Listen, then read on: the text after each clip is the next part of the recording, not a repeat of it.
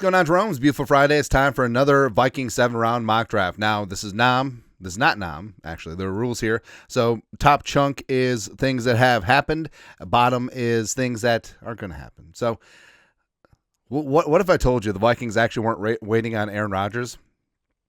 They were waiting until Sunday because the Falcons have a $10 million rooster bonus due to Kirk Cousins on Sunday. Well, Sunday or Monday. I always forget how they count the new league year because new league year opened on Wednesday. So is that the first day? Sometimes it is, sometimes it isn't. Anyways, but Kirk Cousins is going to get cut. And also, he's guaranteed a lot of money in his base salary in 2025. So the Vikings can sign him for the base league minimum and bring back that love and feeling. He can be Kirk again. There you go. Reisner re-signed to play left guard. I've opened up to that idea, as well as the marvelous Marcus Epps for some safety depth. So, dive on into this mock draft. Enhance. Do we see about a trade up? I mean, we might. Cam Ward, Travis Hunter. Well, people got mad when we traded up for Mason Graham yesterday, so maybe not. Let it go. Let it go. Let it go. Ashton Jeanty goes to the Raiders. Let's see, Cam Ward. Up at 1. Oh, Shador took a tumble. Shador's still on board, isn't he? Guess we're going to find out. Enhance. Yeah, Shador's still on board. So, got a couple trade offers. The Ravens at 27. Eagles at 32. The Browns at 33. Let's see who's on board outside of Shador. So, Malachi Starks would make sense. LB3, Derek Harmon. Pierce, Darius Alexander, Walter Nolan, our guy, Omarion Hampton would be a ton of fun. Gray Zabel, why the hell not? TJ Sanders, Tyleek Williams. Betch. There's too many good players. Harrison could work his way in the first round. Chevelle. Tyler Booker, of course. Jackson as well. Scadaboo. There's a lot of good players. All right, so let's try and accumulate a little bit. So the Ravens, Eagles, so none of them have extra day 2 picks. All right, so we're going to do 24 for 27. We get 59. They say no. We get 91. It looks like they're going to say yes. And also the Ravens have a ass ton of late round capital. I want it all. I want it all. I want it now. All right, so 50-50 with Cristobal. All right, offer trade enhance. One more time. All right, fine. We'll take one off. I'm so pissed off about missing out on Billy Bowman yesterday. Come on. All right. Sticks and stones may break my bones. So the Vikings move down a couple of spots, pick up a 3rd-round pick. All right, so Tyler Booker. Ooh, they came up for LB3. I kind of like that fit for the Ravens. Booker, Malachi Starks. Now the Vikings are on the clock again. Got a couple more trade offers. The Raiders at 37. Oof, that's quite a drop. Let's see what the Bills want to do. Hey, can we get our 2nd-round pick back? Probably not. Looks like they're not interested in the slightest. It's all right. She moves in mysterious ways. It's all right. It's all right. It's all right. Let's see. I don't think they're going to be interested either. Man, 10 spots is a lot. I kind of want to stick and pick. So Derek Harmon, Walter Nolan, Omarion Hampton are obviously yes, but I understand that Gray Zabel is going to be that guy. I can't get it out of my head of going with Omarion Hampton. Dude's just a physical freak. Yeah, he's more of a power back. Is he built for outside zone? He's built for whatever the hell you want, right?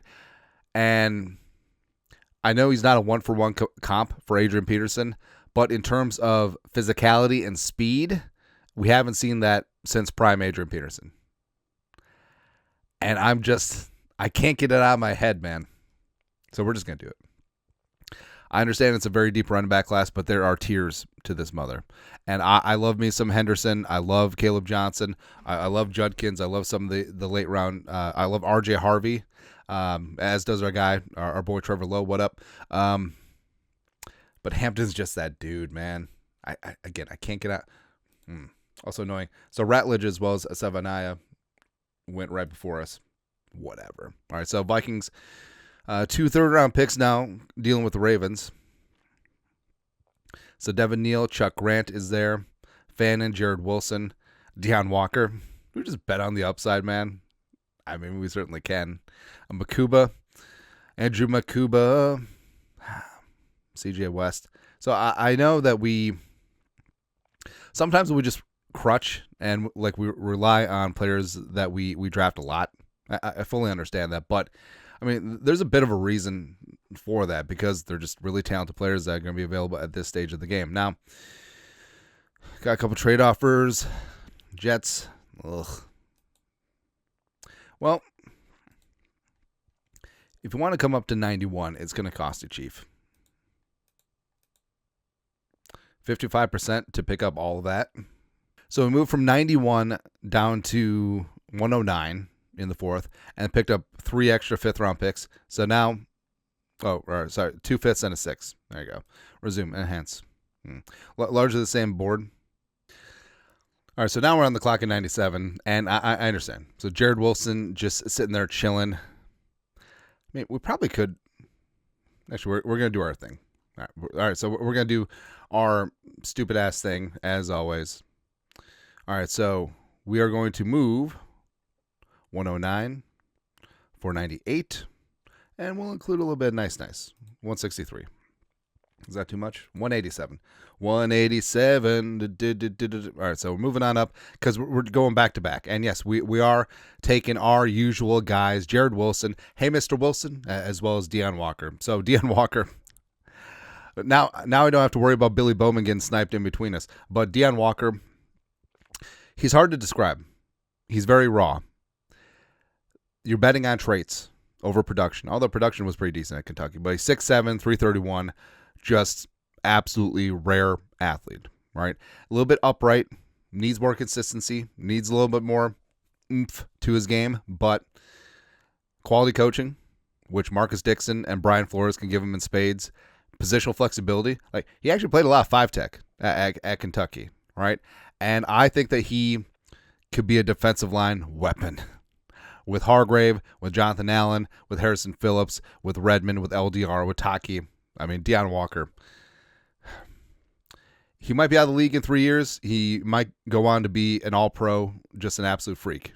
All of those are in play. And then Jared Wilson. So Wilson would make sense as a center estate plan for Ryan Kelly as an heir apparent. A 6'3", 310, tested well. Good punch, leverage, adequate anchor, as well as an 84.9 PFF pass blocking grade last year for the Dogs in the middle of Ratledge as well as Fairchild. Just a great interior offensive line for Georgia. Could compete at that left guard spot to start things off, but then eventually take over for Ryan Kelly at center. And now at pick 140, I'm not going to get boxed out. I love Billy Bowman. Like Billy Bowman, the pride of Oklahoma. He's just a stud, man. Now, he pound for pound, he might be the toughest player in this draft. He's 5'9", he's a $192, but he is a safety, slot, corner hybrid, and he brings a lot of value to Flores type defense. He's undersized, but he's just got a nose for the ball, tough as nails, and just I love the way that he plays. 4'4", 240, 11 career picks, 83 PFF coverage grade. All heart, all hustle, all depth in that secondary. Plus, at minimum, he'll be a special teams captain, which would be really good. All right, so now in the fifth. All right, so we got 3 5s left. There you go. Presto. So we want some tight end help, right? And we said the tight end is a bit of a low-key need because Muse and Munt are gone. Oliver's in the contract year, and who knows what happens to Hockenson. But Mitchell Evans, when is the last time that a Notre Dame tight end has ever worked out for the Vikings? But Evans is 6'5", 258, a little bit slow, 4'7", 40, but good agility, good short area quickness as well. Good hands, bit of a box out receiver at the stem, good solid blocker as well, good catch radius. Put up 43 catches, 421 yards, and 3 touchdowns last year for the Irish. Did have some injury issues 2022, 2023, but Evans as a tight end 3 prospect with some upside. Yes. Welcome on in. All right, 2 picks left. So what do we want? A lot of things going on.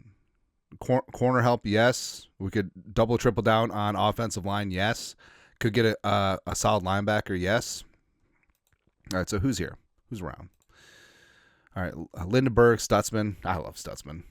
I mean, do we just double up on the Oklahoma dudes? Oklahoma drill. Oh, this is the 61-63 again. All right, so Stutzman, all-American downhill tackling machine. Bring him on in. That's right. That's right. And lastly, so we do want some cornerback depth as well. A guy that we like, day 3. So you have Donald Fortune, 6'1", $185. A lengthy cornerback, star of the Shrine Bowl as well. And he's a bit like Mekhi Blackman, as well as Kyrie Jackson, rest in power, where he a little bit overlooked, but in terms of grading, in terms of coverage, like tests out really well, like analytics wise. 90.2 PFF coverage, grade 3 picks, 60.5 quarterback rating with Ronette last year, which is good. It's really good. So Donald Fortune, welcome on in. You are a Viking. Woo. I kind of like how this turned out. Es muy caliente, es very spicy. Right. So again, this is everything that happened thus far, and then basically everything that adds out is added Reisner back in to compete at left guard. Epps, Cousins as quarterback too. No, Aaron Rodgers, and then this draft. So a couple trades and stuff and things and stuff, but Vikings get Amari and Hampton. Jackhammer. Just an absolute like Hampton and Aaron Jones is going to be a great 1-2 combination. And so Hampton is fine as a receiver and developing as a pass blocker. Aaron Jones has that covered on third down, but just a jackhammer between the tackles, short yardage, goal line work. Hampton's going to be that dude. Be really, really good. Deion Walker, wild card along the defensive line. And I know the Vikings could have gone harder in the paint on the D-line, but it is what it is. Jared Wilson going to throw his hat in the ring at the left guard competition with Brandel, Reisner, Juergens as well, and then eventually he's going to take over at center after Ryan Kelly hangs him up. Billy Bowman. Bowman and Stutzman, like two playmakers right in the middle of that Sooner defense. Stutzman is a tackling machine, going to be a special teamer. Bowman's going to be a special teams captain, right? And he can play multiple positions. Yeah, he's 5'9", he's 190, but he's all heart. Like, he's going to be like the Rudy adjacent of this defense. It's going to be great. Mitchell Evans as a tight end 3 prospect, as well as O'Donnell Fortune, a lengthy cornerback depth on the outside, round the outside. So bring it. All heart, all hustle, and Hampton the Hammer. I kind of love it. But that's it. Viking 7-round mock draft on this beautiful day. You guys are the best. You know what to do. Skol, production value.